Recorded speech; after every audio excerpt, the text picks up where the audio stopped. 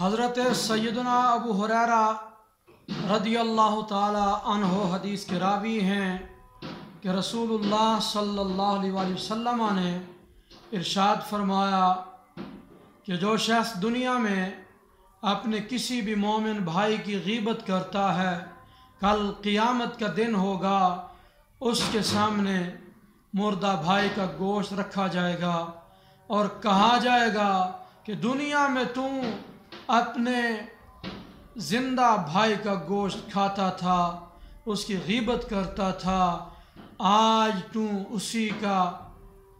مردہ گوشت کھا لے۔ پھر وہ اس مردہ گوشت کو کھائے گا۔ اس کے بعد سیدنا ابو ہریرہ رضی اللہ تعالیٰ عنہ نے فرمایا کہ نبی پاک علیہ السلام نے یہ آیت کریمہ پڑھی، ایحب احدکم ان یاکل لحم اخیہ، کیا تم میں سے کوئی بندہ یہ پسند کرتا ہے کہ وہ اپنے مردہ بھائی کا گوشت کھائے؟ یقیناً کوئی بندہ پسند نہیں کرتا کہ کسی مردہ بھائی کا گوشت کھائے۔ تو اسی طرح پھر غیبت سے بچنا چاہیے کہ غیبت کرنا یہ مردہ بھائی کا گوشت کھانے کی طرح ہے، تو غیبت بہت بڑا جرم ہے۔